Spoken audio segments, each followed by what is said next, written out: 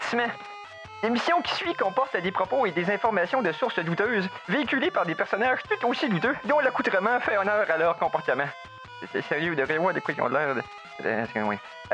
Si vous êtes malencontreusement offensé par un ou plusieurs propos des geeks contre-attaque, ce serait un peu comme se choquer après un bébé chien avec les gens encore collés qui vient vomir sur votre soulier.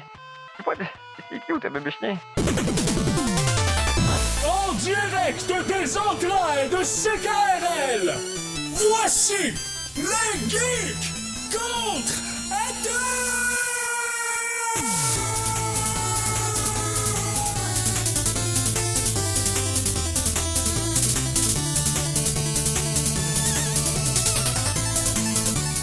Samedi le 3 mars 2018, bienvenue à cette nouvelle édition des Geeks Contre-Attaque.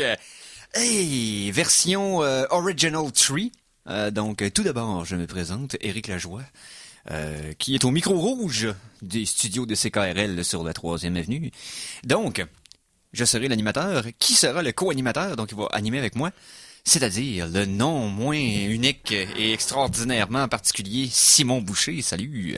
C'est des qualités? Point d'interrogation. Oh, oui. Dans ton oui. cas, tout à fait. En fait, c'est des louanges. Oh! On prend ça chez Joe Loutou.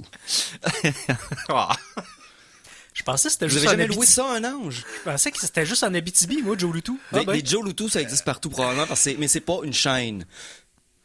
C'est comme un salon d'esthétique Joe Trédignon Lit. Il y en a un dans toutes les maudites régions du Québec. Ou ben des salons de coiffure avec des jeux de mots. Là. Ouais, mais ça c'est... Escompte coiffe. Ouais. Oh! Je sais bien pas, hein? Ouais, ben, Ça on décoiffe. on charge pas cher, hein, oui. Mais non, Je veux me faire couper les cheveux. les jeux de mots dans le monde de la beauté personnelle, ça devrait être brûlé avec un lance-flamme. Ouais. Contrairement au metteur en ondes des geeks contre-attaque. Mikey G. Ben, c'est moi, ça. Hey! On essaie de le brûler, lui, avec un lance-flamme, ça n'a rien donné, fait qu'essayez pas, maison. Non, il est indestructible, Si. ce Mikey G. Indestructible. C'est parce que c'est un homme velu d'amiante.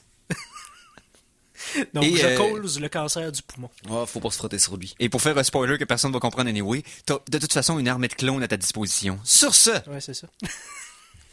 monsieur, dame... Y a-t-il une dame ici? C'est, je parle on au a un petit peu singulier. dans notre cœur, là. Je parle au singulier à nos deux auditeurs. Donc, Monsieur, dame. monsieur et dame, passons donc aux choses sérieuses. Pour apprécier les meilleures sources d'informations, vous devez vous exposer au pire. Voici les Geektualités. Et moi de réaliser que la phrase suivante, passons aux choses sérieuses, signifierait généralement la fin de notre émission. Ça devrait être ma phrase de fin. D'ailleurs, Monsieur, dame, c'est Oui. c'est effectivement... voyons, c'est Courtemanche puis Virginie Brouillette. Oui. C'est ça. Ouais, ceux qui posent régulièrement sur notre page Facebook. Qui nous ont envoyé d'ailleurs une nouvelle que je vous parlerai tantôt. Oui. Virginie m'a envoyé un truc de l'espace. Je l'ai dit que je mettais ça dans mon bucket. Nous les saluons. Mais en face, toutes les nouvelles qui viennent de l'Internet viennent de l'espace, techniquement. Ça passe par des satellites. Puis Pas ça... nécessairement, peut-être. Pas nécessairement. pas. Mais l'Internet local. Hey, Qu'est-ce qui s'est passé dans les actualités geeks selon toi, Simon? plein de choses. Ben évidemment, il se passe toujours plein de choses. Oui. Mais quel genre de choses? On pourrait parler de disparition. Tu sais, on prend pas une chronique nécrologique pour ça, parce que, je veux dire, ça doit faire environ plusieurs milliers d'années. Mais on a une confirmation ici. Le cheval. Oui. Oui. Le cheval est un quadrupède. Non, le cheval, il a été, dans le fond, domestiqué selon les plus vieilles sources. Ça vient d'Asie centrale.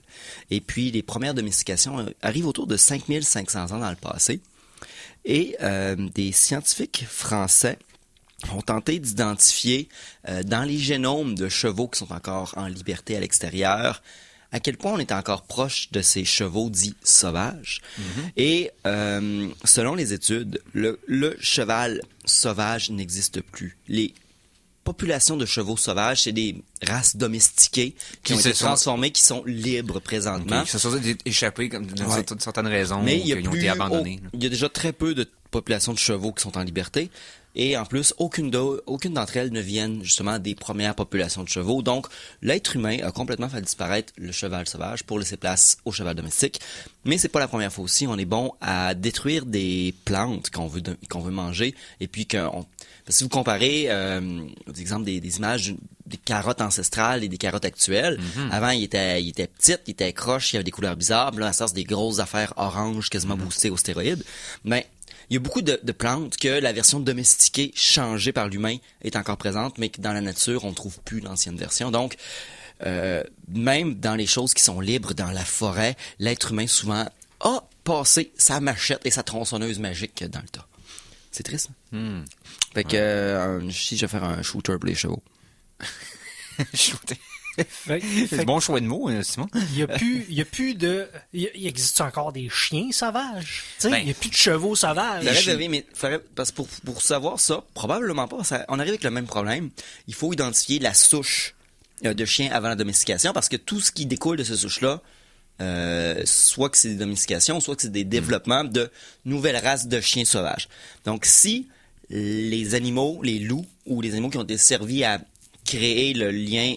Peut-être que si l'embranchement est devenu les loups d'un certain point, on le sait pas. Rendu là, j'ai pas l'information. Mais c'est vraiment ici que le côté sauvage du cheval est un cul-de-sac génétique. C'était non pas un cul-de-sac génétique, mais un cul-de-sac d'un point de vue de l'évolution à cause de l'intervention humaine.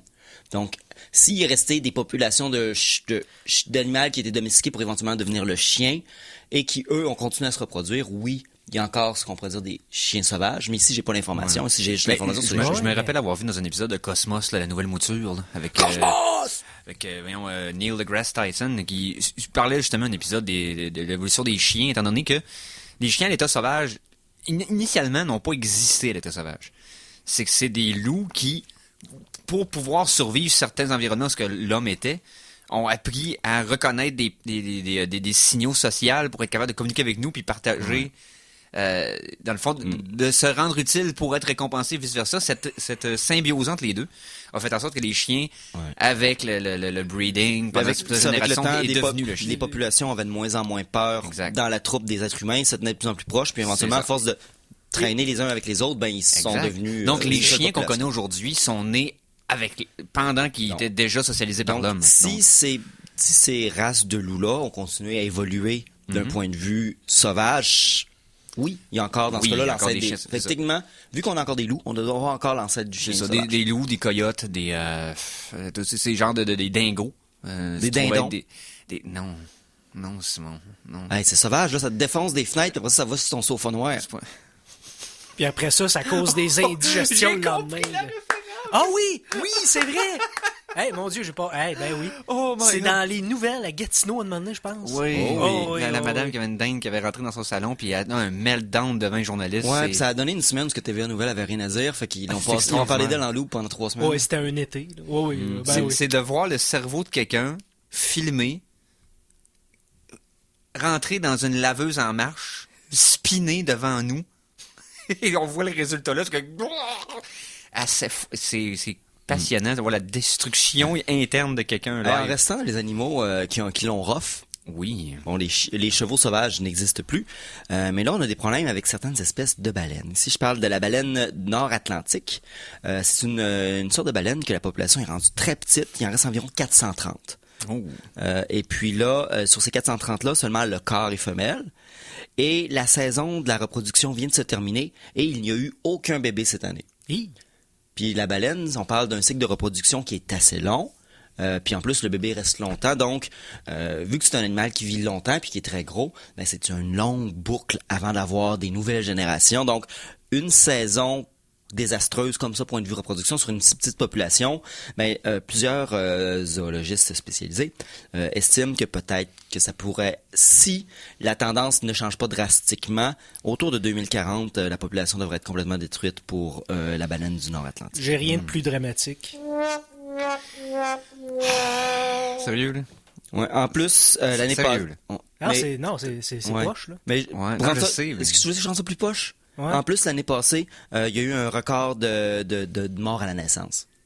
Oh. Ben, je te rends ça triste, hein? Tu te sens mal d'avoir joué ton petit son innocent? Mais c'est pas grave. Et bien sûr, faut blâmer l'être humain avec des bouées, d'équipements de pêche, puis des affaires de même. Bon. C'est surtout, je pense que... Je blâme Éric Lajoie, surtout. Ce Hein? qui... What? Ce que tu fais aux baleines, mon gros, c'est dégueulasse. Moi, ça? Ce qui a le plus d'impact dans tout ce que tu as nommé, là, je pense vraiment que c'est les affaires de même. Honnêtement, je suis moins pesant que la plupart des parasites qui affectent les baleines.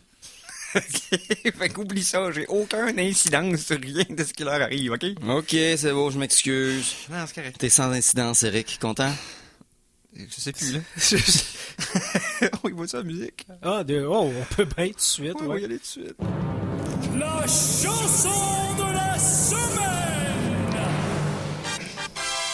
Et c'est avec mon ego à peine intact que je vais présenter la première chanson de la semaine. Mais tu peux être léger, Eric, parce que si t'es une pieuvre, il y a beaucoup d'espèces de pieuvres que la femelle est 40 000 fois plus lourde. Donc, ça dérange pas que tu sois petit. Ça arrive aussi chez les humains. Sur ce, on va y commencer avec une pièce de Overclock Remix. Okay, le site que je puise régulièrement pour chercher de la musique. Et cette semaine est sorti un remix musclé, on va dire ça comme ça, de la trame sonore de Sonic 3. Pour être plus précis, le thème de Hydro City. Donc, on parle de la pièce... Oui, on parle de la pièce Aquapump de Pirate Crab. Oui, le crabe pirate, mesdames et messieurs. Donc, une pièce, la production est super bonne, le thème est très, très, très fidèle à l'original.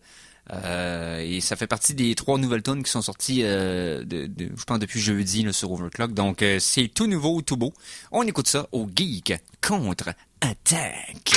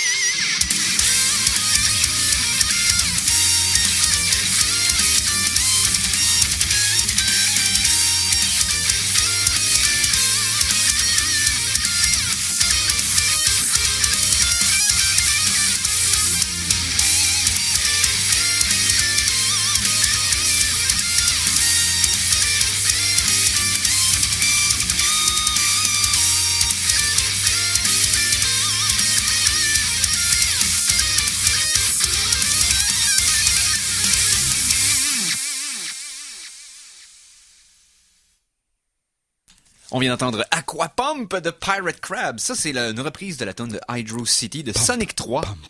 C'est disponible gratuitement sur overclockremix.org. Parce que t'as toujours un petit creux. Les Geeks Contre-Attaque sont fiers de te présenter leur soupe minestrone pour le cerveau. Chronique en vrac! OK. Donc, chronique en vrac, là, j'imagine que c'est là qu'on va parler d'actualité. Oui! Fait qu'on pourrait commencer à parler de Lego. Lego? Oui, vous savez les Lego? OK, les Lego. Je pensais qu'on allait parler de mon estime de moi. Non. On a fait rapidement le tour du sujet. Ouais, après Donc, 3 émissions, on avait réalisé que j'avais plus d'amour propre, là, donc c'est ça. c'est déjà fait. Là. Donc, les Lego, vous savez, ces petites briques qu'on peut emboîter pour faire des choses. J'ai vraiment besoin de la mettre en contexte. Oui, ou faire des excellents films de Batman. Et voilà. Yes!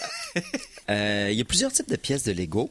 Et, bon, c'est fait en plastique. Fait que c'est triste un petit peu. À partir de maintenant, à partir de bientôt, toutes les pièces Lego qui représentent des plantes vont faites à partir d'un plastique à base de plantes. Vous allez me dire, oui, c'est un plastique qui est fait à partir de canne à sucre, de fibres et puis tout ça.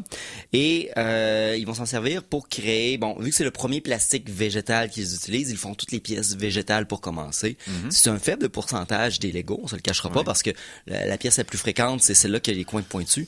Puis, En même temps, c'est un test, là. ben c'est exactement ça. Ils commencent de façon symbolique avec une petite fraction, puis si tu vois avec le temps que ça a la bonne durabilité, etc., et puis qu'ils sont capables d'ajuster les coûts, parce qu'on se le cachera pas, des Lego, c'est du profit pur avec une marque mise dessus, parce qu'à cette heure, c'est toutes des marques dans des sets.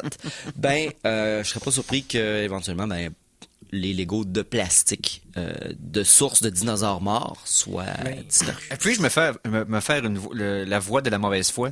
Oui. C'est quoi qui est pire pour l'environnement? Du plastique qui détériore pas? Ou de tuer des plantes pour faire une nouvelle sorte de plastique? C'est ça de même. C'est une question, là. De mauvaise foi, là. Pas informé. Première chose, ça réduit nos dépendances aux combustibles fossiles. Effectivement. Donc, ici, on parle de toute la pollution causée par l'extraction du pétrole, ça diminue, le tout à transport fait, du pétrole. Si tu continues à parler comme ça, tu vas être causé. C'est à cause de toi, lac mégantic. Hein? Quoi? Honnêtement? Oui. C'est parce que ça a fait un chemin dans ta tête qui a dû prendre 3 heures aller-retour, puis nous autres, on a juste vu 3 secondes. Effectivement. Mais tu sais, plus de pétrole égale plus de lac mégantic. Tu veux plus de lac mégantic, Éric Lajoie? Non, c'est pas ça que je disais. Je faisais Éric Lajoie aime lac mégantic, pas la ville, l'événement. On peut-tu arrêter de parler de ça? S'il vous plaît? On est rendu là! Bon, ben, y a pas à dire. La discussion a déraillé. Donc, Oui. OK. Avant... S'il vous plaît, messieurs. À partir de là, ce qu'on va faire, c'est que... Je vais devoir approuver chacun de mes sujets avant d'en parler, c'est quoi?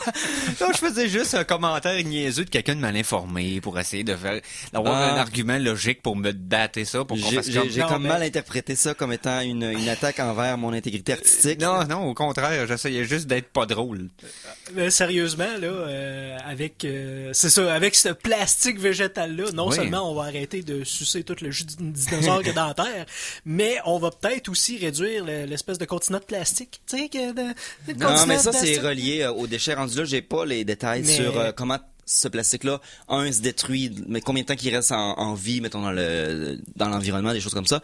Ici, c'est principalement pour diminuer les dépendances à l'industrie fossile et puis au pétrole miné par des enfants dans des mines de pétrole en Afrique.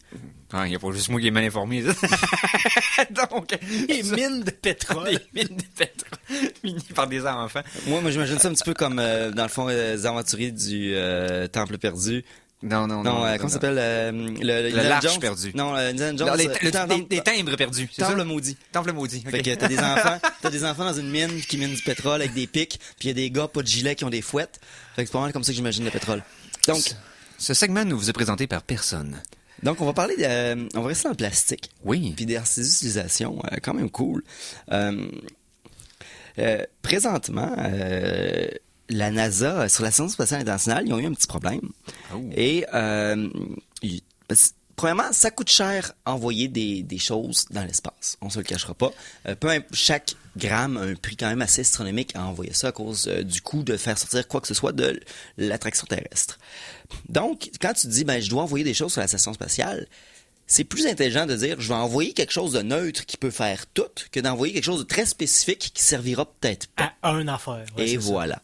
Donc, c'est pour ça qu'aujourd'hui, que récemment, la NASA, sur la Station spatiale internationale, ont imprimé leur première clé à molette dans l'espace. Donc, vous avez besoin pour une réparation d'une clé à molette, au lieu de monter des clés à molette, ils ont monté du plastique à impression 3D. Et au besoin, ils impriment s'ils ont besoin de cet outil-là, puis sinon jamais besoin, ils gardent le matériel, puis ils vont attendre qu'il y ait un besoin quelconque d'outils. Ils peuvent usiner les objets qui ont besoin selon le besoin qui se présente. Plutôt que d'avoir une panoplie de choses qui ne serviront peut-être jamais.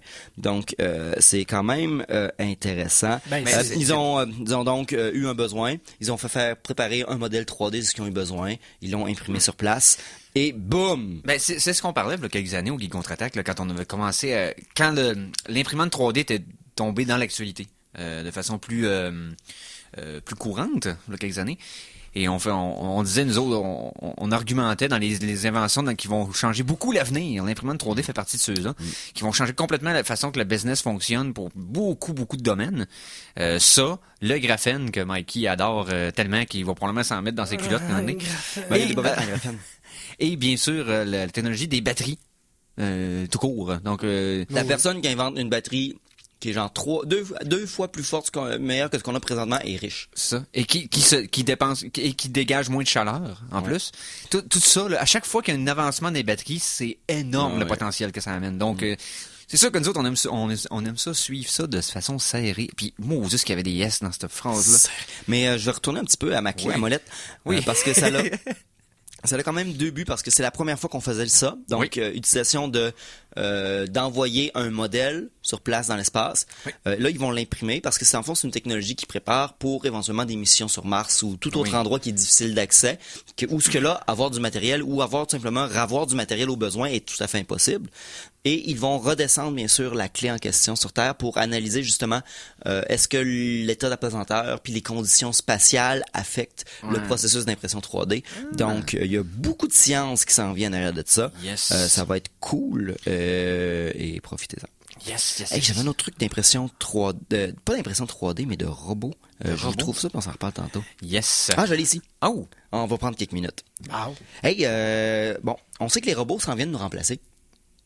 Éventuellement, je m'imagine. Ouais, mais pas les animateurs des Geeks Contre-Attaque. Non, mais c'est parce qu'on protège l'humanité. Non, honnêtement, on ferait juste passer un bruit blanc à la radio tout le temps, puis on protégerait l'humanité.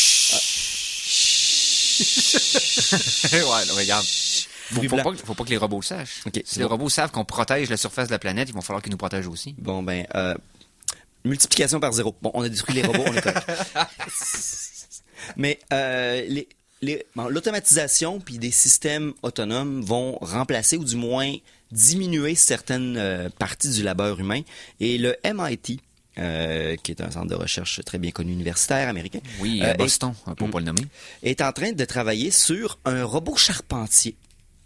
C'est un système de bras et de scies et de choses comme ça qui coupe des madriers et des matériaux selon spécification aux besoins.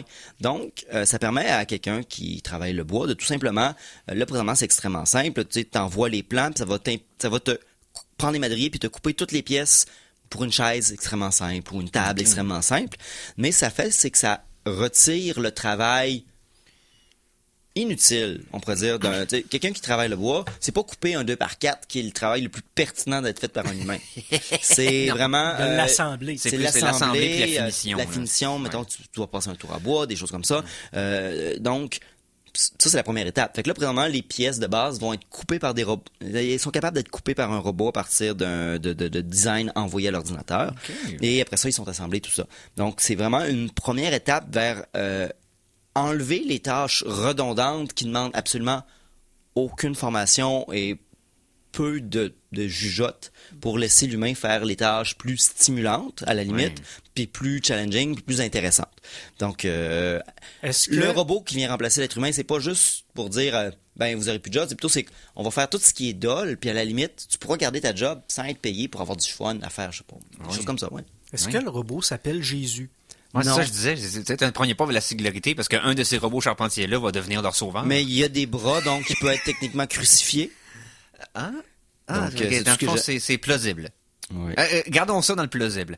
Autre chose.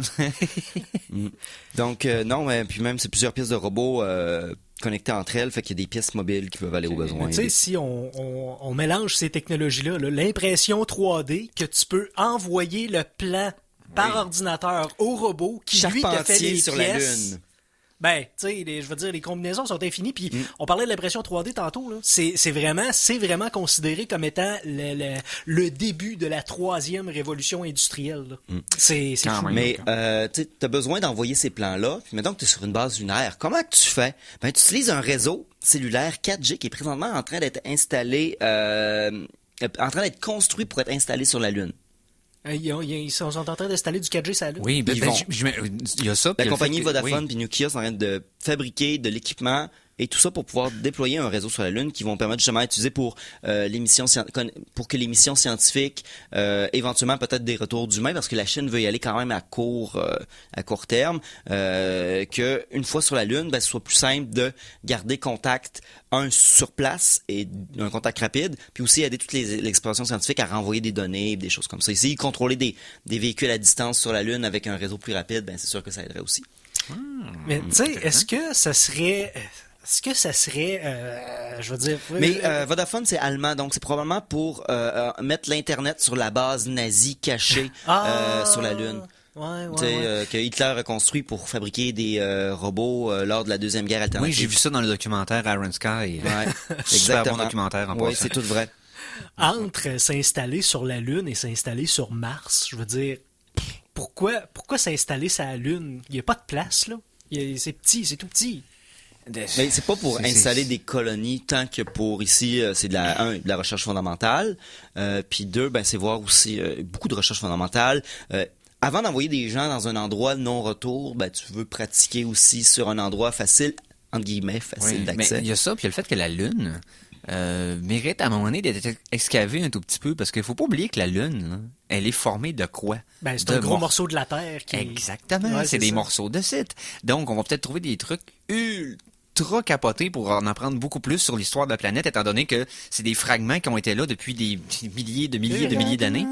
Donc, et qui ont resté intacts parce que protégés par la surface de la Lune et protégés de l'air, protégés de toute la Oh, oui. corrosion, tout ça. Il y a de Protégés- l'archéologie à faire là-bas. là, c'est sûr. Ben oui, tout à fait. Ouais. Très intéressant de creuser sur la Lune.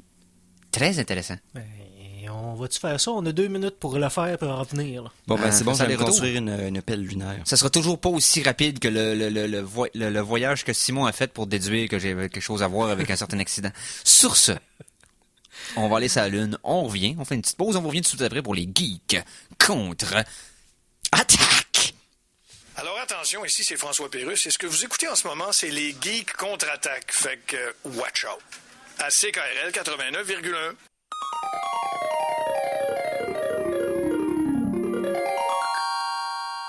De retour de la pause, revoici les geeks contre-attaque! C'est un jeu temporel. Alors, nous sommes de retour pour cette deuxième partie de l'émission d'aujourd'hui des Geeks contre-attaque le 3 mars 2018. Et là, on va parler de quelque chose. Ça faisait un petit bout qu'on n'avait pas dédié une partie de notre émission à ça. Puis, Sérieusement, ça me manquait. ouais, puis moi, je m'avoue un peu coupable de ça, là, à cause de mon affaire de film. Ça me donne plus le temps, pantoute, de vaquer à d'autres de mes anciennes occupations de geek. C'est tout. Tel que faire dérailler des trains. Chronique jeux vidéo! Ben non, c'est moi qui fais dérailler des trains. C'est ainsi que le kit de train de mon petit gars. Fait qu'on va parler de on est Train Derailing Simulator 2018.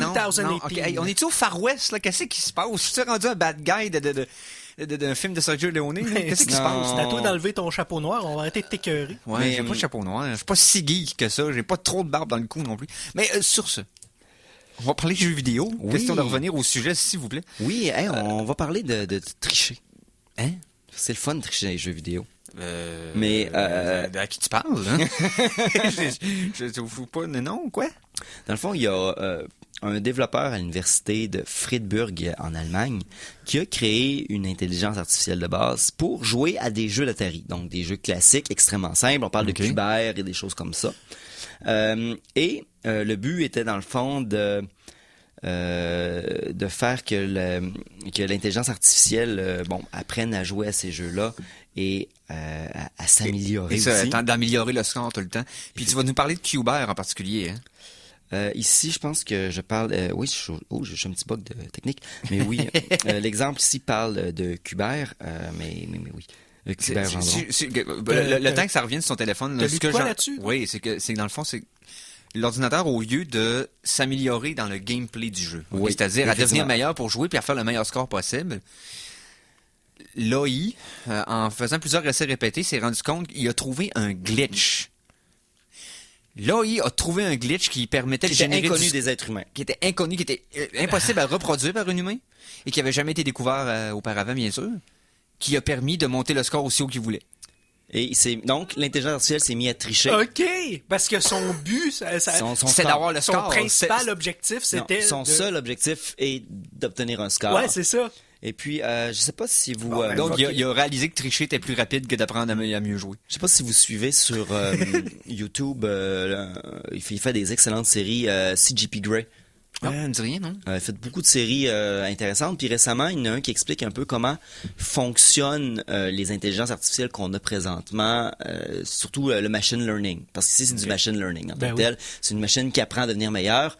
C'est que tu crées une école d'intelligence artificielle de base qui... Il y a une autre intelligence qui fait juste donner des scores à chacune de ces intelligences-là, puis les meilleurs, ils réitèrent, puis ils réitèrent, basé sur un paramètre. Ici, dans ce cas-ci, c'est uniquement le score.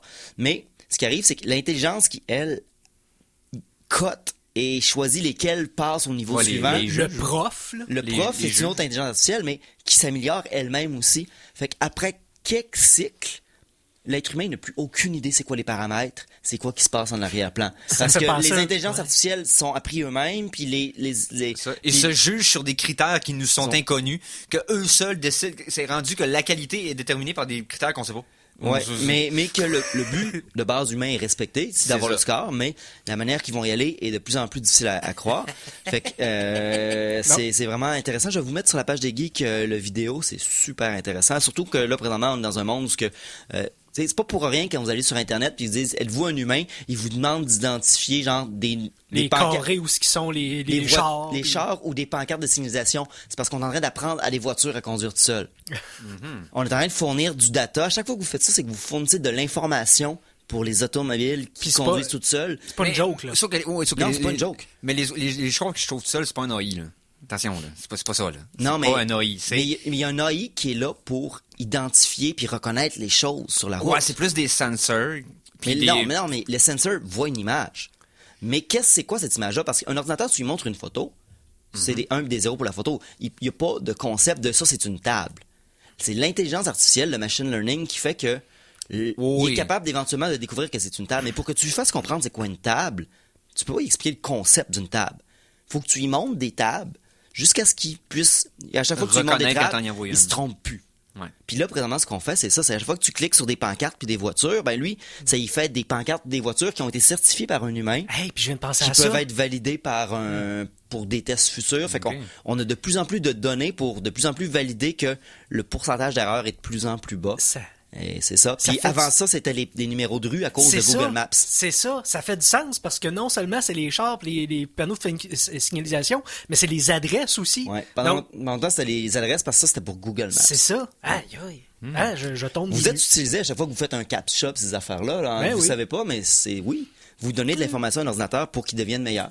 Puis qu'éventuellement, il fasse des tables puis qu'il vole votre job. Parce que combien de personnes à chaque jour utilisent ça, tu sais? C'est immense là, comme bassin de AI learning. En tout cas, ben, il y a une autre façon de voir ça aussi.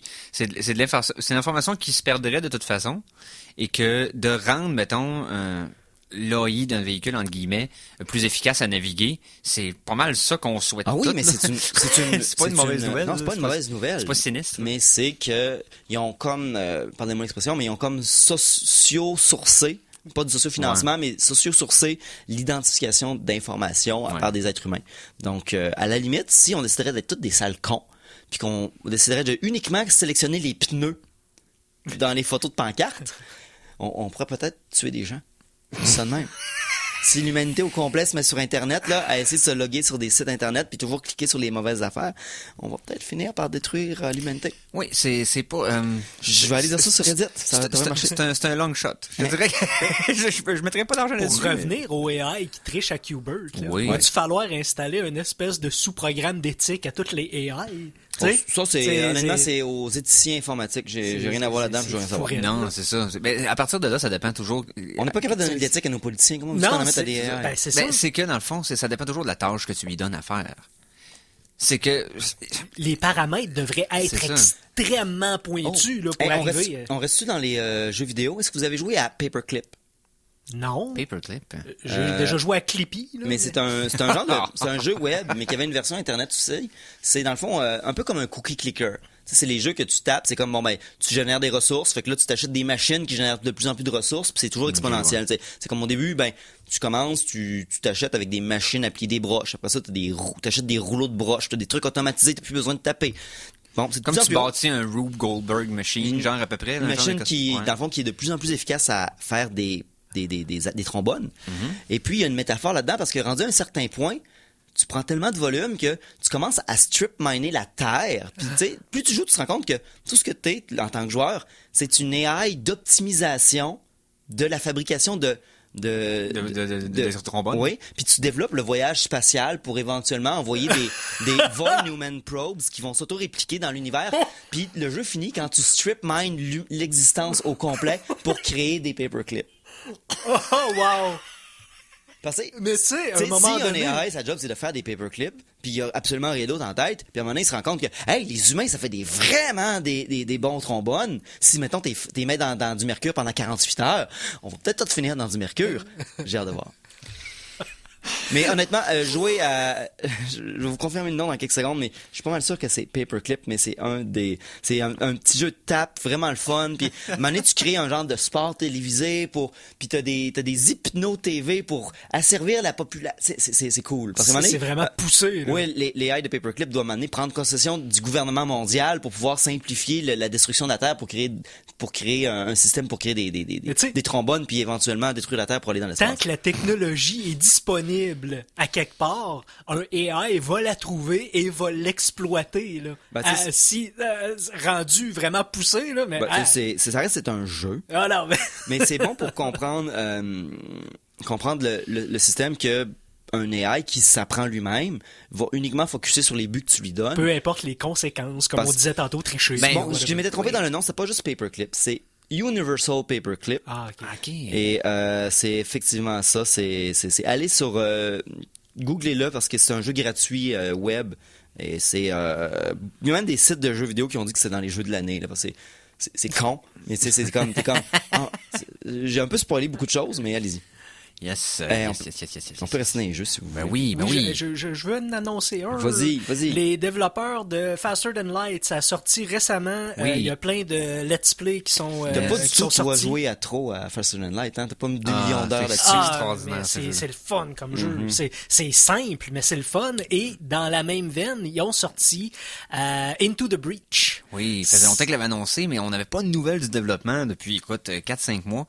Et là, boum! C'est quasiment comme des échecs. C'est un grid-based game que t'es des mecs qui... la prémisse est très simple. T'es un mec... des kaiju.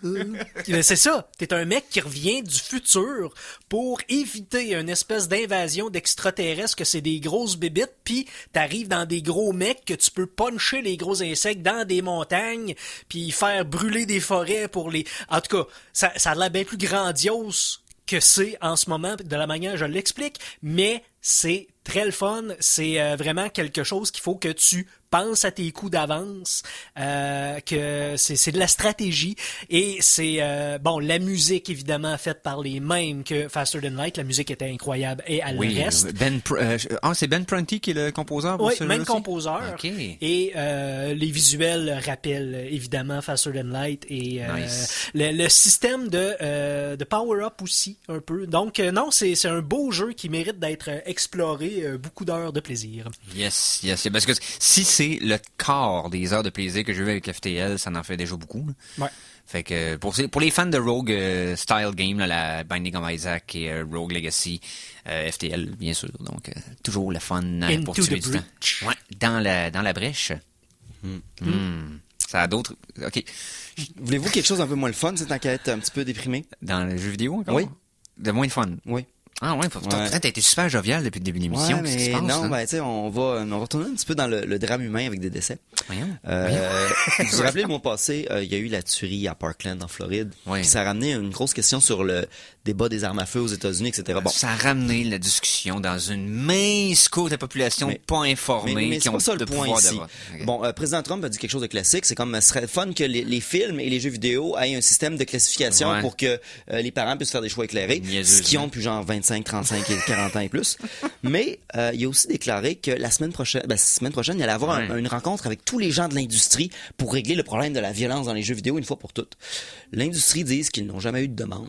Ils viennent d'apprendre ça. Ouais, c'est comme, nous ben, autres. mais il y a pas personne qui a été invité. Il dit n'importe quoi, ça arrivera Fait que non, ben c'est ça, c'est qu'une fois de plus, ils ont détourné la discussion du lobby des armes vers l'industrie des jeux vidéo, qui sont un lobby plus sur les droits intellectuels, pis ces choses-là, plus que sur les droits différents. Ils sont un lobby qui n'ont pas les mêmes intérêts que le lobby des armes, qui est vraiment très politique. Eux, c'est vraiment plus sur le commercial. Fait qu'ils ont pas même si ça a de l'argent, l'ESA, dans le fond, l'Entertainment Software Association, qui c'est tous les gros fabricants de jeux vidéo. On parle d'Activision, Ubisoft, toutes les grosses compagnies, ben, ils sont comme, s'il y a un meeting la semaine prochaine, personne ne le sait. Fait que, Il a inventé ça, il a sorti ouais. ça, tu sais pas. Fait que, une fois de plus, un peu comme à l'époque de Donjon Dragon, on se fait mettre comme étant les pires psychopathes. Mais de l'univers. depuis quand... On peut plus crédibiliser aucune de ces paroles. Même les déterminants sont mal placés. Il a bâché cette semaine Alex Baldwin. Alex? Oh oui, tu sais, Alex Baldwin, celui qui l'imite à Saturday Night Live, là. Alex Baldwin. Ah, ben oui. Non. Il a même pas été capable de nommer son nom comme faux. Ben oui. Ouais, ben, c'est- un matin, ben, la Russie venait de montrer une vidéo qui détruisait la Floride, le gouvernement russe, fait qu'il décide de bâcher sur les Baldwin à la place. Mais la Corée du Nord aurait montré quelque chose, puis il y aurait probablement... Trump, c'est comme un dictionnaire qui coule. C'est-à-dire que tu veux trouver de quoi... Là, tu trouves des mots à terre. Voyons, qu'est-ce que c'est ça? On va faire une phrase avec, puis ça continue. Tu vois, ça sort dans un Ouais. ordre mélangé. C'est probablement collant. Tu le sais pas, c'est n'importe quoi. Puis si t'en as sur toi, tu peux peut-être demander 130 000 $. Donc, Il est trop con pour être mal intentionné. Il est juste innocent. J'ai hâte que le monde... mais ça reste qu'il y a du pouvoir. Puis si demain il dit vous vous présentez chez nous puis j'interdis les jeux vidéo, C'est un écran de fumée. C'est pendant que les vrais bons qui veulent passer décision de mal Ouais. le font, pendant que lui distrait toute l'attention de non la mais population. quand même si exemple il y a aussi s'il décide comme l'histoire avec la bière est rendue contre lui. Ouais. Quand l'industrie de la bière est contre toi parce qu'il veut faire des tarifs d'importation d'aluminium puis les fabricants de bière, Budweiser a dit mais votre bière va monter de prix s'il fait ça.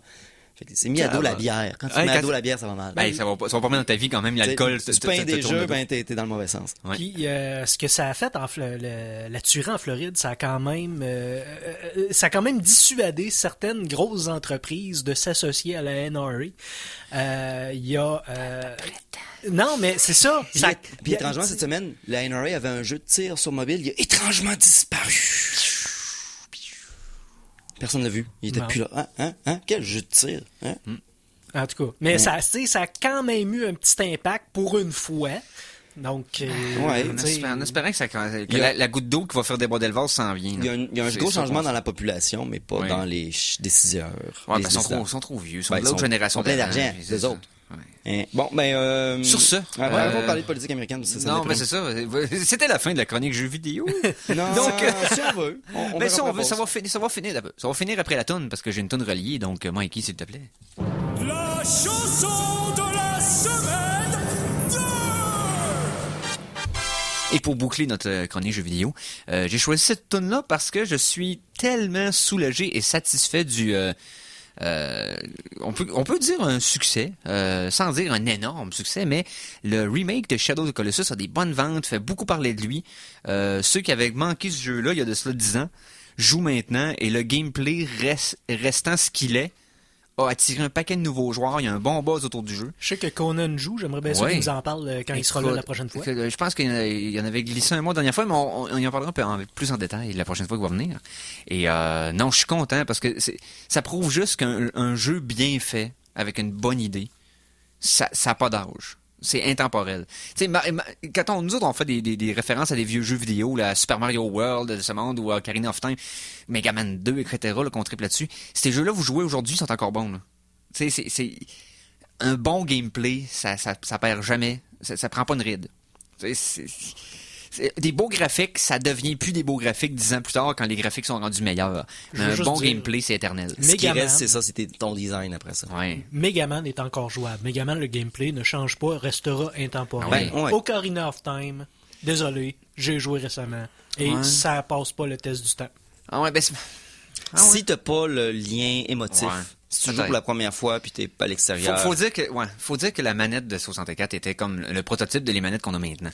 Et l'analogue fait dur, puis Zelda, le contrôle, c'est weird. Zelda, ils sont pas tous le même niveau de qualité, puis Ouais. il y a beaucoup de liens émotifs avec ces jeux-là. Oui. Puis si je respecte ça à 100 000 à l'heure, mais des fois, faut que tu fasses la différence. Effectivement. Donc, j'ai choisi une tune de Shadow of the Colossus, de trame sonore de L'ombre du Colosse. Oui, l'ombre du Colosse, trame sonore de Ko Otani, qui était bien sûr adapté au moment d'intensité du jeu. Donc, il avait composé plusieurs chansons qui avaient divisé en parties, qui pouvaient s'interlacer une dans l'autre pour s'adapter à l'intensité du moment que tu vis, ce qui était comme pas, qui avait pas été fait souvent ou sinon jamais avant ce jeu-là. Donc, on va écouter la pièce Despair-Filled Farewell de Ko Otani, dans la trame sonore de Shadow of the Colossus au Geek Contre-Attaque.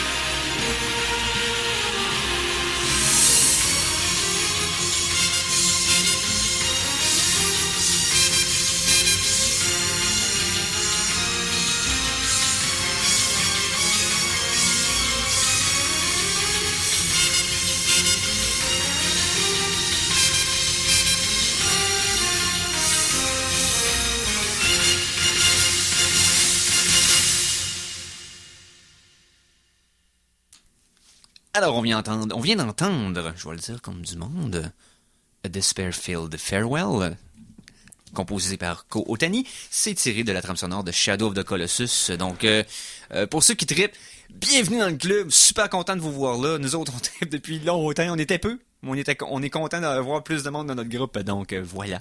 Mais rapidement de même, vu qu'on parle de Sony, Oui. ils sont en train de faire une grosse restructuration à l'intérieur de la compagnie. Oui, on fait une nouvelle cette semaine d'ailleurs là-dessus.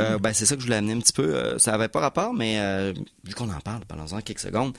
Le but est de, dans le fond, favoriser la manière que les studios internes sont gérés pour augmenter et valoriser encore plus la production de titres de premier tiers. Donc, on parle des jeux faits par Sony puis pour Sony pour les exclusifs, ouais, exactement. Donc il y avait déjà le Edge là-dessus depuis déjà 2-3 ans, mais c'est là la faiblesse présentement de Microsoft. Attendez-vous au E3 d'avoir des annonces en quantité infinie quasiment de Microsoft sur des exclusifs parce que c'est ce qui leur manque présentement. Puis ils savent que c'est leur faiblesse. Parce qu'en plus, ils ont été obligés de canner des gros projets comme Scalebound, des choses comme ça. Il y a beaucoup de projets de Microsoft qui ont été tués, tandis que l'année passée, Sony, ils ont commencé l'année fort. Nier Automata, Horizon, ils ont eu des gros titres exclusifs tout le long de l'année, puis ça a fait une grosse différence. Donc, ils vont encore maximiser ça dans les années prochaines. Mais ce qui était souhaité dans ce combat-là entre les deux titans, c'est que Microsoft prenne la voie créative plutôt que la voie cheap. C'est-à-dire que la voie créative, c'est donc d'encourager les studios à créer des projets originaux pour eux. La voie cheap, c'est OK, je vais payer tel third party pour qu'il fasse des jeux juste pour moi au lieu qu'il fasse pour les autres, puis acheter de l'exclusivité. Ben, ça, Sony le fait présentement dans le monde du DLC puis du post-launch. Donc, une fois que le jeu est sorti, sont forts sur, mettons, les maps de Destiny ou de Call of Duty sont disponibles sur PlayStation un mois plus tôt. Ça arrive beaucoup plus. Mais oui, parce que présentement, c'est ça qui fait la différence. Puis si les deux se poussent à faire des choses créatives, Sony sont bons là-dessus parce qu'il y a beaucoup de titres très artistiques ou le VR, des choses comme ça. Puis mais Microsoft l'ont fait avec le Kinect, des choses comme ça aussi.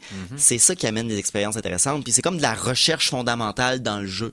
Un studio créatif que tu lui donnes de l'argent puis fais-moi un jeu que on s'en fout que ça pogne ou ça pogne pas. Le but, c'est de créer du buzz sur nos produits, puis d'offrir un produit différent. Puis mettre en valeur les choses spécifiques à ma console. Exemple, le Kinect, c'est un excellent exemple de ça. Quand ils ont sorti des jeux exclusifs Kinect uniquement pour montrer que c'était cool comme système, ben il y a eu de la merde, mais il y a eu des choses vraiment le fun qui sont sorties de ça. En même temps, j'ai confiance semi avec Microsoft parce qu'il y avait aussi fait en sorte que Rise of the Tomb Raider était sorti avec une exclusivité d'1 an sur leur console avant d'être disponible sur leur plateforme. Mais ça s'est pas refait depuis.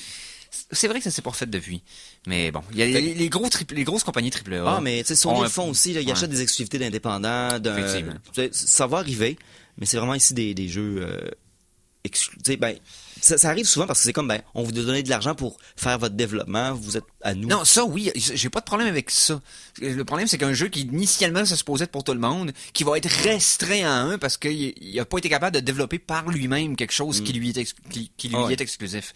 Un peu comme EA a tué beaucoup de qualités de jeux de sport parce qu'il a payé quelques ligues au travers pour être le seul à pouvoir faire des jeux.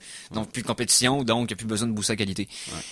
C'est pas payant pour nous autres sur le long terme si c'est l'approche que Microsoft prend. C'est pour ça que ce serait préférable l'approche de Sony, qui, non seulement ils ont gagné la guerre dans les années récentes, mais ils continuent d'aller vers là, enthousiastiquement parlant. Enthousiastiquement parlant. Ouais, on y voit ça en film général. Film. Cinéma. Le film.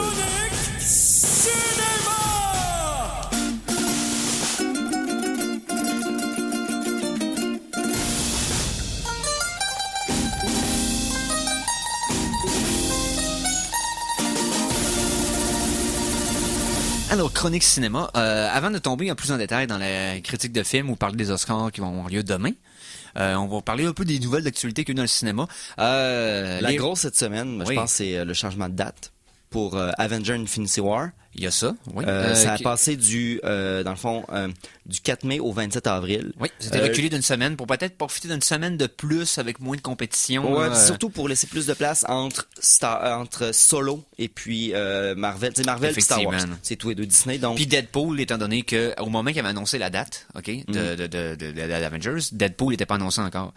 Et même que le succès du premier Deadpool n'était pas encore connu. Donc là, sachant le succès du premier, puis le possible gros box-office qu'il va récolter, il a peut-être voulu s'en éloigner aussi parce que Deadpool sort carrément entre les deux. Tout dépendamment c'est quoi les deals avec Marvel, parce que peut-être que Disney s'en fout, vu que c'est quand même une production Fox. Ça va y appartenir l'année prochaine, par contre. Donc, c'est à la fin de l'année que les droits revert pour les propriétés cinématographiques de Fox. Donc, autre nouvelle intéressante. On va parler des Oscars dans le troisième tiers. Qu'est-ce qu'il y a eu hier soir, donc? Il y a eu la nomination il y a eu les gagnants des Razzies. Oh là là! On avait dit une nomination en nombre de quelques semaines. Ça. Et qui, d'après vous, d'abord, je te parle à toi, Simon, mais je parle aussi à Mikey. Qui, d'après vous, a gagné le Razzies du pire film de l'année 2017? Emoji. Ouais, c'est à lui qu'elle a... The Emoji Movie, sans compétition. Et mettons qu'on n'est pas surpris, on espère que ça va être un précédent du genre... Les mimes en film, là. On s'entend dessus que... Comme le film de Grumpy Cat, là, qui vont sortir, là, je suis pas sûr. Puis... Angry Bird. Y a-tu quelqu'un qui va réaliser que c'est pas une bonne idée puis qui... Ça a pas fait de l'argent quand même. Ouais, mais... Il y Je en serais a... plus du sens. Tant qu'à être dans la talle des mimes, là, moi, je verrais un film The Over-Attached Girlfriend. OK. Tu sais, c'est quand même. Ouais, c'est mais un là, mime qui a c'est plus des- de substance qu'un chat qui est grognon. Sont vieux, vos affaires, les gars. Vos mimes sont pas dingues. Donc, Dingue. Ensuite, vous êtes d'autres pas sur Internet. d'autres petites nouvelles pour Netflix. Tout d'abord, le film d'horreur québécois Les Affamés. Je sais pas si vous en avez entendu parler. Film de zombies. Oui, a été acheté par Netflix. Hein, cool, j'ai hâte de le Donc, voir. Je l'ai Est-ce pas qu'on paye vu des encore. taxes? Oui, fait que dans le fond, il va être disponible sur Netflix dans quelques semaines ou quelques mois. Là, j'ai pas la date, là, mais le premier poster est sorti. Donc, il sera peut-être pas disponible au Canada, peut-être plus aux États-Unis au début, puis il va l'être par la suite ici, vu qu'il a été dans les salles de façon plus proéminente au Québec, bien sûr, qu'ailleurs. Donc, ça a été acheté par Netflix, donc ça va passer là. Autre chose par rapport à Netflix, Netflix va créer un film de super-héros dans leur original. Pas très très surprenant. Je veux Ouais. dire maintenant qu'ils vont perdre probablement les trucs de Marvel dans les prochaines Ouais, années. c'est possible. Donc, un super-héros, un vigilante super-héros qui va mettre en vedette Keanu Reeves. Ça a été annoncé. J'ai eu On peur, a- je pensais que t'allais dire Kevin Spacey. Non. Non, je pense qu'il est brûlé pour un petit bout. Hey, sa face est même plus sur le front là de. Voyons, Non, je sais, c'est le front de The House of Cards. Ouais, c'est ça. En tout C'est cas, que, mais ouais. ok, Keanu Reeves, quel super héros va faire? Aucune idée. C'est juste à l'état de projet. C'est confirmé qu'il a signé pour. Donc, après avoir utilisé Will Smith pour Bright, on continue de voir, ou Brad Pitt dans War Machine, on continue d'avoir quand même des acteurs de renom, des gros calibres d'Hollywood qui signent pour des projets originaux à Netflix. Donc, c'est quand même une belle continuité des projets qu'ils font dans les prochains mois. Ensuite, j'avais parlé qu'il y avait eu un petit... Attendez, pendant qu'on parle de Netflix, juste avant qu'on aille trop loin, Oui. ils vont faire une série pour enfants basée sur un vieux jouet. Je sais pas si vous connaissez ou vous vous rappelez Stretch Armstrong, qui était un genre de jouet Ouais. d'un gars en speedo que tu pouvais y étirer les bras. Bon, c'était basé là-dessus, c'était un bonhomme qui s'étirait puis il y avait des aventures. Fait que là, ils vont faire une série, c'est Stretch Armstrong and the Flex Fighters. Et la série Netflix va avoir des options. Fait qu'un peu comme à la fin, tu vas pouvoir choisir des chemins dans l'histoire. Ouais, ça Fait va que La être série dont vous êtes vous êtes les les héros. héros. Fait que, dans le fond, au lieu de faire next episode, tu vas choisir le next episode que tu veux, dépendant du choix que tu veux qu'il arrive. Exactement, un peu, ils vont dire cette technologie-là, fait que tu vas avoir comme deux choix à l'écran, puis là, tu vas sur les gauche ou droite. Tu vas avoir, est-ce que nous allons sauver la ville ou nous allons à la plage? Donc, Parce que moi, je suis complétionniste. Fait que ça va être une éternité avant de tout checker les options. Puis faut que je me retape le même bout souvent pour essayer la deuxième option, etc. mais c'est intéressant, je veux dire. Oui, c'est hot, c'est hot. ouais. C'est une meilleure manière de l'utiliser. C'est hot. Puis un des YouTubers qui fait beaucoup de walkthrough que j'ai suivi avait fait ça avec un de ses walkthroughs. C'est que dans le fond, c'est tu décidais où c'est que tu voulais qu'il aille. Puis il a fait son walkthrough de différentes façons comme ça. Ton truc de Keanu Reeves, Oui. avais-tu dit c'était qui faisait le film? Parce que moi aussi j'ai une information que c'était les frères Rousseau. Oh! Juste pour rajouter ça sur l'huile, cette huile sur le feu. Ouais, ben j'avais pas l'information de ma nouvelle. Attends un peu. Ouais, j'avais pas le nom de Tu personne. l'as maintenant. Ok, bon. Ça Si rajoute c'est un le petit cas, peu ça de va être crédibilité au projet. Ben oui. Autre chose, on avait parlé qu'il y avait une petite teaser que Black Dynamite 2 allait exister. La bonne annonce est sortie cette semaine, ça va être un western. Ah! Fait que ça se passe dans l'univers de Black Dynamite, mais genre 100 ans avant. Et ça va être un western, avec les mêmes acteurs qui vont être dans d'autres rôles. Ok. Ouais, capoté. Ah, mais ça, c'est le fun, un petit peu, ouais. Oui, un peu comme Archer qui s'est retrouvé dans les années 80 pendant la saison 4 ou 5, là, Archer Vice. Là. Ouais, puis après ça, il y a Dreamland qui était dans les années des clubs puis de la mafia. Ouais, là, c'est la ça. prochaine s'en vient, c'est j'ai une autre saison qui est encore une autre modification sur le thème. Je vais regarder ça, mais ouais. Fait que c'est ça, une autre variation sur le thème de Black Dynamite, qui est encore une fois une comédie tellement recommandée. C'est drôle comme vous avez rarement vu quelque chose de viscéralement drôle. Ça vient de chercher, là. C'est imbécile de la meilleure façon qui soit. Ah! Donc, hey, ça serait-tu le temps pour la deuxième pause? Ouais, oui. Ça va être le temps de la deuxième pause. Puis après ça, ben bon, c'est le temps de ma grosse chronique. Ben oui. Ok. Alors attention, ici c'est François Pérusse et ce que vous écoutez en ce moment, c'est les Geeks contre-attaque. Fait que watch out. À CKRL 89,1.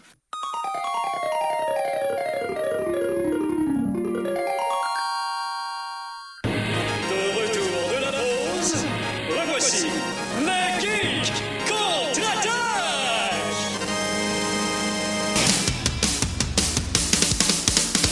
Un film par jour, Tous les jours, pendant 365 jours, Éric Lajoie a le plaisir de vous présenter des films 2018 spécial Oscar. Il est beau pis tout, il a fait ça live. C'est capoté, man.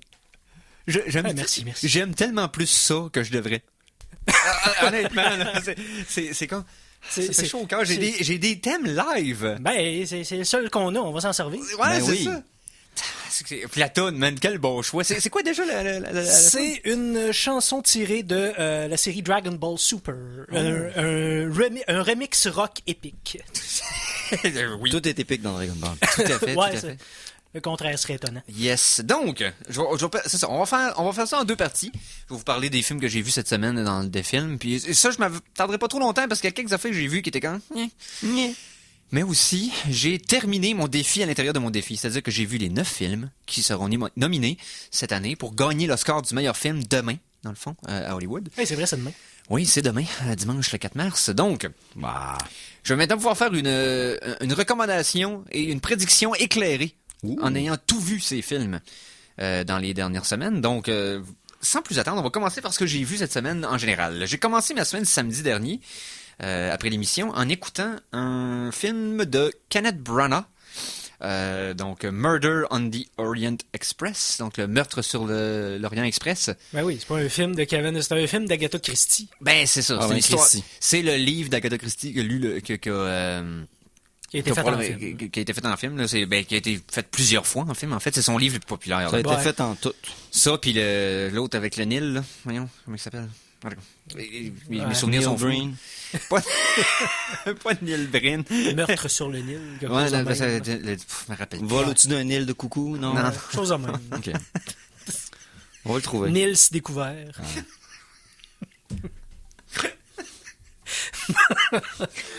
OK. Bon. Donc, très bonne adaptation, encore une fois. Bon, Branagh s'est donné le beau rôle parce qu'il dirige le film. Il réalise le film, en fait, mais il aussi joue le rôle d'Hercule Poirot. Et dans la vraie vie, M. Branagh parle très bien français, donc il a pas besoin de faker le faux accent français que des Américains essayent d'avoir dans les films. Comme un peu Steve Martin. Pamplemousse. Ouais, un peu comme Steve Martin en Inspecteur Clouseau là, dans les remakes de Pink Panther, qui était comme... Si t'écoutais ça en anglais, c'était dégueulasse quand tu savais le français. Sûrement. C'était pas chic, là. C'était vraiment pas chic.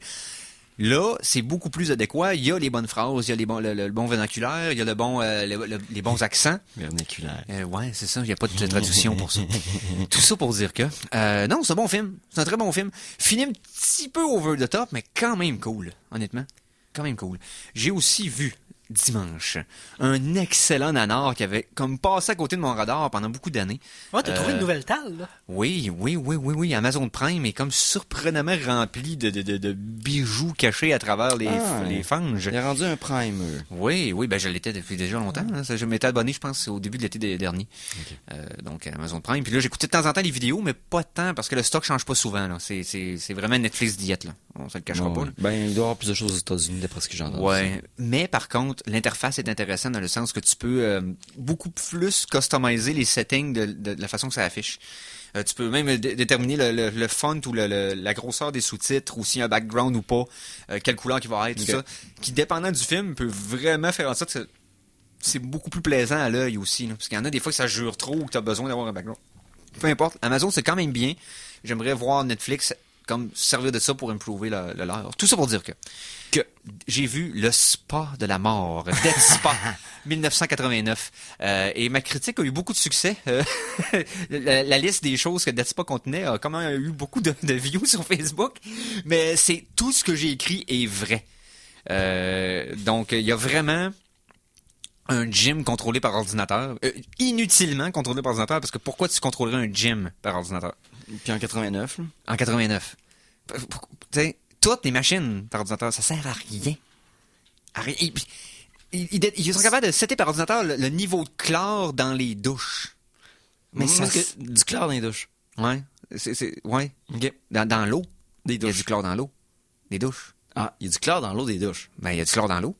Ben, Mais ils sont capables d'ajuster le chlore eux autres mêmes. il y a C'est du pas... chlore dans l'eau, mais c'est fait aux stations de filtration pour Ben enlever oui, les bactéries. mais ils savent pas, eux autres. Ok, les autres, ils le font dans le douche. Eux autres, ils ont du score de plus. Ah, ben oui. Qu'ils peuvent rajouter dans l'eau de la Ben douche oui. au besoin.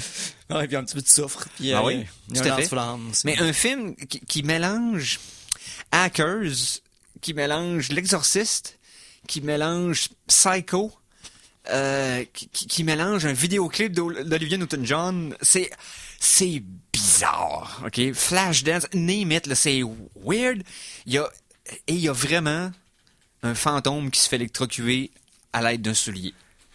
Et je veux pas vous expliquer comment. Non. Si cette phrase-là vous intrigue pas assez pour aller voir le film, Vous je êtes sais mort. pas, vous êtes mort en dedans. C'est tout simple. Il y a de la violence inutilement gratuite, mais tellement mal fumée qu'on voit rien. Des corps féminins dénudés. Dans ce genre de film-là, fallait s'en attendre.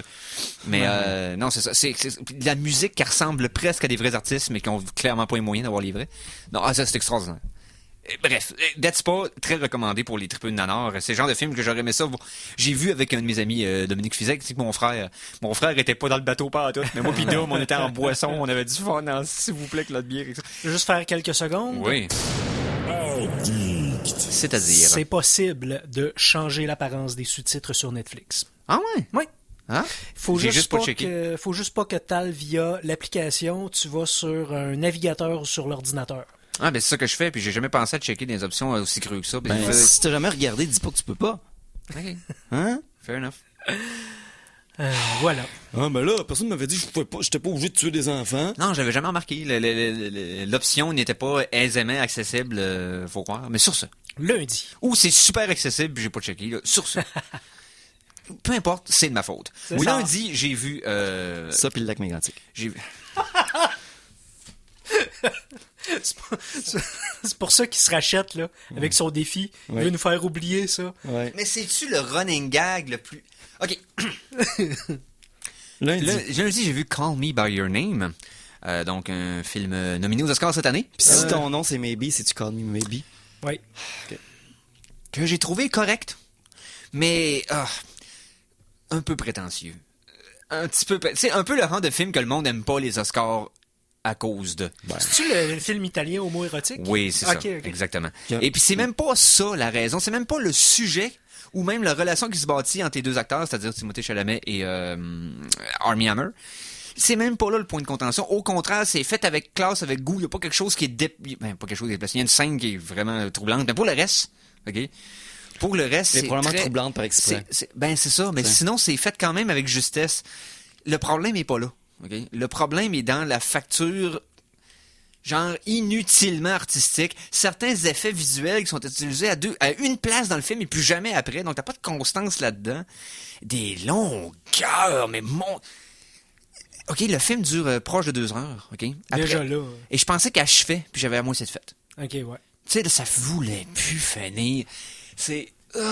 mais bref, très, très et trop lent. Ensuite, j'ai vu Good Time mardi avec toi, Mikey. Ben On oui. écoutait ça ensemble. Ben oui. Si Oui. vous voulez voir quelqu'un se taper un quart de litre d'acide direct dans la bouche. Non, mais ce qui est le plus plaisant de ce film-là, l'ambiance du film est pété raide. C'est un peu comme Drive qui avait sorti il y a une couple d'années, là, un genre de film substance et style à côté. Là. J'ai trippé vraiment sa trame sonore que j'ai downloadé le soir d'après. Je vais d'ailleurs vous faire jouer ça comme tune de la semaine dans la 3e demi-heure. Et, Ça commence un peu, tu te dis, c'est-tu Rain Man? Tu sais, Ouais, c'est ça. Puis c'est un frère aux prises avec un autre, qui a un retard mental, qui a une espèce de... Il est mentally challenge, quelque Ouais, chose. On c'est ça. pense qu'il est trisomique, on sait pas. Puis le frère saint, c'est un escroc et il entraîne tout le temps son autre. Petit frère dans son ses frère, crimes, c'est puis là, ça. son petit frère se fait pogner par les polices, puis il passe une nuit à essayer de le sortir du trouble. Ouais, c'est ça. Mais la façon que ça déscalade, on va dire ça comme ça, que ça escalade vers le bas pendant cette nuit-là, c'est extraordinaire. Ça dérape, mais pas à peu près. Là. La filmographie qui est, dans ta face, on va le dire de même. OK, le premier 15 minutes là, passe au travers. Mais après ça, c'est malade. Mais le premier 15 minutes, il est tough. C'est juste des gros plans dans les conversations. Tu vois rien, tu sais pas son où, tu vois pas les portes, les couloirs, les bâtisses, tu vois C'est rien, ça. c'est juste des faces. Mm. Ça m'a agacé vraiment au début du film. Mais je te dirais qu'à la fin, j'étais vendu, j'ai vraiment aimé ce film. C'est mon film préféré de la semaine. Good Time. Puis Robert Pattinson, Hey, oui! solide. très solide.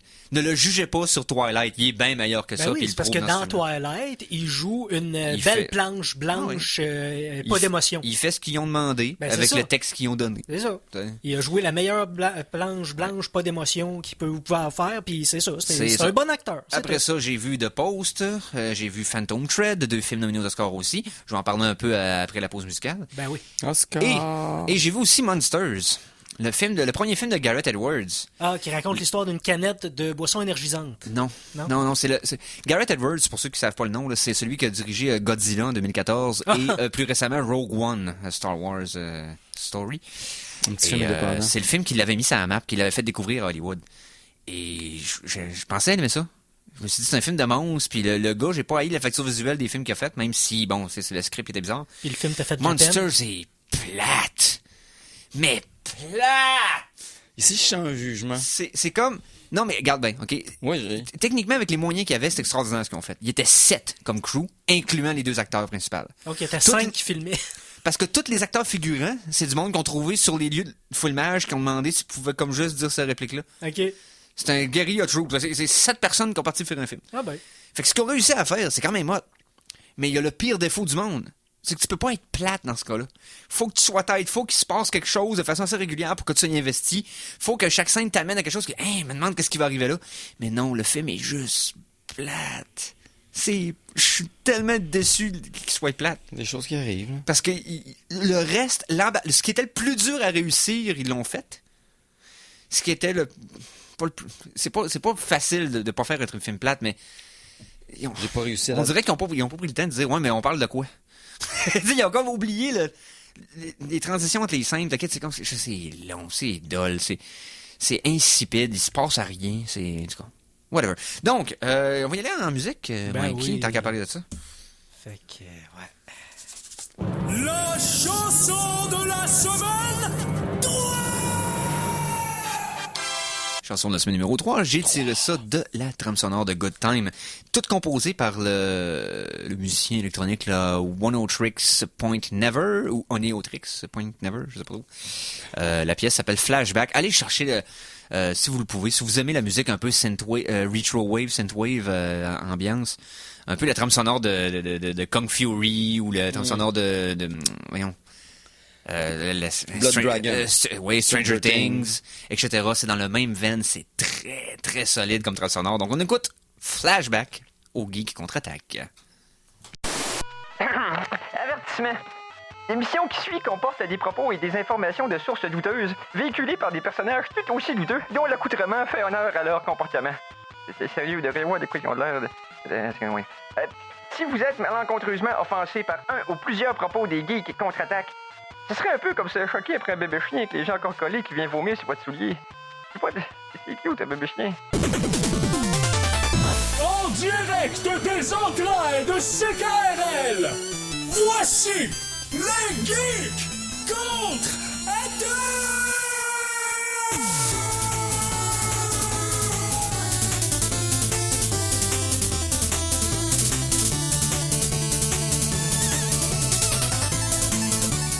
Samedi le 3 mars 2018, bienvenue à cette nouvelle édition des Geeks Contre-Attaque. Hey, version Original Tree. Donc, tout d'abord, je me présente, Éric Lajoie, qui est au micro rouge des studios de CKRL sur la 3e avenue. Donc, je serai l'animateur. Qui sera le co-animateur? Donc, il va animer avec moi. C'est-à-dire le non moins unique et extraordinairement particulier Simon Boucher. Salut! C'est des qualités? Point d'interrogation. Oh, Dans- oui. Dans ton cas, oui. tout à fait. Merci. En fait, c'est des louanges. Oh! On prend ça chez Joe Loutou. Ah. Je pensais que c'était Vous juste avez en jamais loué Abitibi. ça, un ange? Je pensais que c'était juste en Abitibi, moi, Joe Loutou. Ah, ben. Des Joe Loutou, ça existe partout probablement, mais c'est pas une chaîne. C'est comme un salon d'esthétique Joe Trédignon Lit. Il y en a un dans toutes les maudites régions du Québec. Ou ben des salons de coiffure avec des jeux de mots. Là. Ouais, mais ça c'est une idée. Escompte coiffe. Oh! Je sais bien pas, hein? Ouais, ben, Ça on décoiffe. on charge pas cher, hein, oui. Mais non, Je veux me faire couper les cheveux. les jeux de mots dans le monde de la beauté personnelle, ça devrait être brûlé avec un lance-flamme. Ouais. Contrairement au metteur en ondes des Geeks Contre-Attaque. Mikey G. Ben, qu'un, c'est moi ça. Hey! On essaie de le brûler, lui, avec un lance-flamme, ça n'a rien donné, fait qu'essayez pas, maintenant. Non, il est indestructible, Si. ce Mikey G. Indestructible. C'est parce que c'est un homme velu d'amiante. Donc, Et, je cause le cancer du poumon. Ah, faut pas se frotter sur lui. Et pour faire un spoiler que personne ne va comprendre anyway, t'as de toute façon une armée de clones à ta disposition. Sur ce, Ouais, c'est ça. monsieur, dame... Y a-t-il une dame ici? C'est, ben... Ben, je parle on au a un petit peu singulier. dans notre cœur, là. Je parle au singulier à nos deux auditeurs. Donc, Monsieur, dame. monsieur, dame, passons donc aux choses sérieuses. Virginie. Pour apprécier les meilleures sources d'informations, vous devez vous exposer au pire. Voici la Geektualité. Et moi de réaliser que la phrase suivante, passons aux choses sérieuses, signifierait généralement la fin de notre émission. Ça devrait être ma phrase de fin. Ah, d'ailleurs, Monsieur, dame, c'est Oui. c'est effectivement... voyons, c'est Courtemanche puis Virginie Brouillette. Oui. C'est ça. Ouais, ceux qui posent régulièrement sur notre page Facebook. Qui nous ont envoyé d'ailleurs une nouvelle que je vous parlerai tantôt. Oui. Ah, Virginie m'a envoyé. De la trame sonore de Good Time, composée par One O Tricks Point Never. Écoutez, c'est tout bon comme ça. Si vous aimez ce genre de musique-là d'ambiance, là, c'est de même tout le long, c'est vraiment, vraiment solide. Ben, je note ça. Pour travailler, ça doit être cool. Oui, je recommande et la trame sonore et le film. Très intéressant pour un film indépendant, parce que c'est ce qu'un trailer devrait être. C'est qu'une fois qu'il te grabe, il te lâche pas jusqu'à la toute fin. Puis la fin donne pas un payoff inutile à... Ça fait du bien à voir comme fin. Oui, la fin, chaque personne du film a ce qu'il mérite. Voilà. Ah. C'est ça. Puis il n'y a pas de favoritisme envers ce qui est considéré dans le film comme les bons, les mauvais, les neutres, les innocents, les coupables, peu importe. Chaque personne obtient ce qu'il a magasiné pour. Donc, voilà. Maintenant. Allons-y maintenant avec les choses sérieuses. Oh! Ah oui, t'as pas longtemps pour le faire. Effectivement. Donc, combien de temps exactement? Ben, Moins de 10 minutes. Ouais, 5 minutes. 5 minutes? Ouais. Oh, Parfait. OK, beaucoup de peu avant la prochaine émission. Parfait. OK, 5 minutes. Puis il faut faire des out. Allons-y avec tout d'abord les Oscars de demain. Donc, demain soir, j'ai vu les 9 films. Et là, je vais commencer tout d'abord par vous dire dans la catégorie ce que j'ai vu assez de films pour me prononcer, les gagnants. Et ensuite, je vais vous nommer l'ordre dans lequel je pense que les films sont pour le meilleur. Tout d'abord, pour le meilleur réalisateur. Je vais vous nommer les films, tout d'abord, là, pour vous remettre ça en contexte. Nominé est Phantom Thread avec de Paul Thomas Anderson avec notre ami Daniel Day-Lewis. Call Me By Your Name, le film qu'on a parlé tout à l'heure de Armie Hammer et Timothée Chalamet. Lady Bird, mettant en vedette Saoirse Ronan, premier film de Greta Gerwig, actrice devenue réalisatrice. Three Billboards Outside of Ebbing, Missouri, le film de Frances McDormand avec Sam Rockwell et Woody Harrelson. Ensuite, The Post, avec nul autre que Spielberg. Ben oui. Et Tom Hanks. Ben oui. Et Meryl Streep. Ben oui. Et John Williams en musique. Ah oui. C'est ça. D'après toi, si tu vas pris, Ben, c'est ça. Ensuite, Get Out. OK. Donc, OK, ben. oui.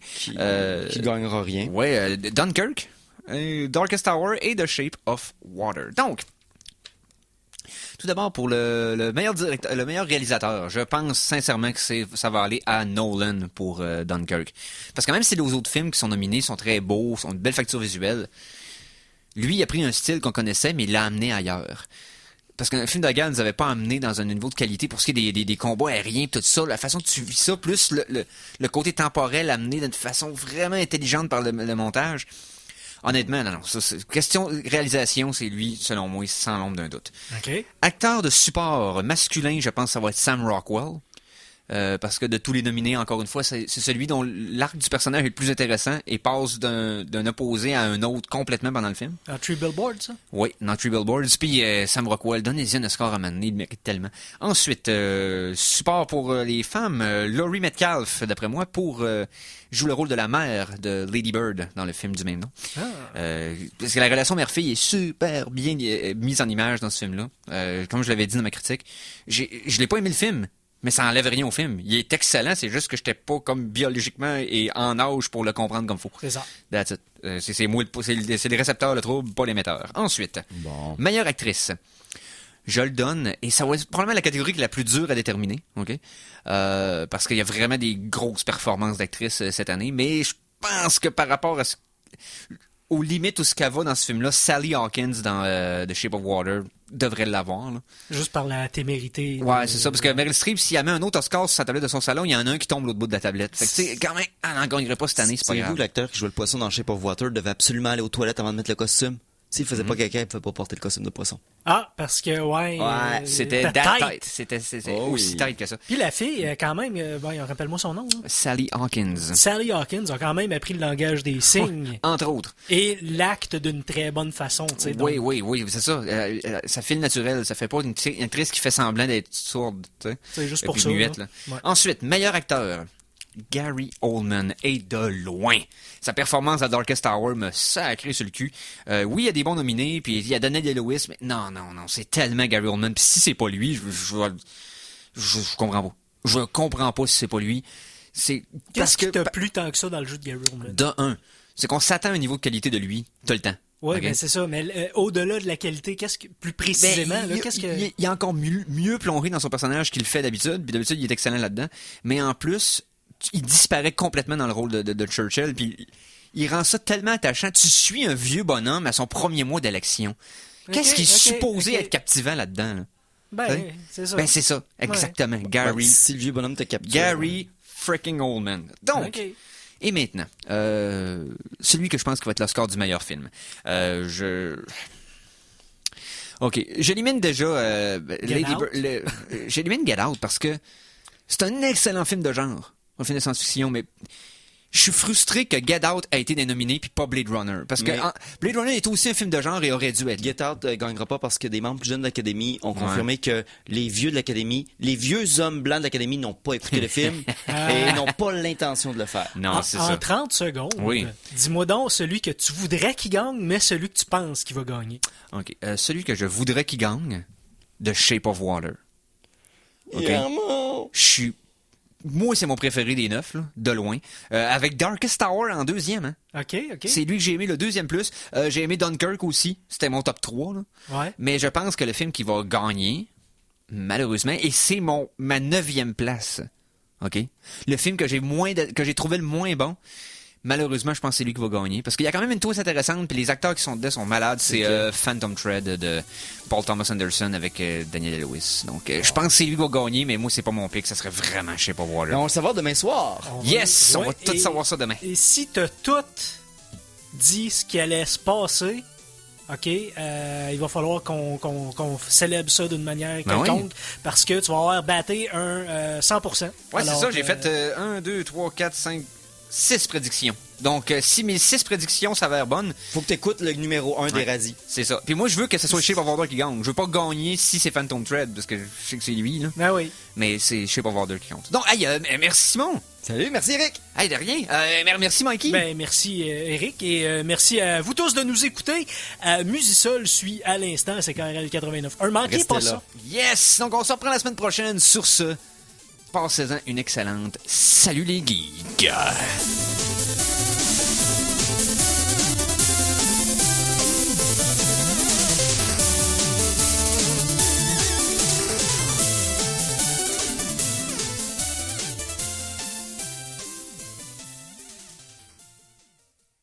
Téléchargez l'émission Les Geeks contre-attaque sur ckrl.qc.ca ou abonnez-vous à son podcast sur iTunes.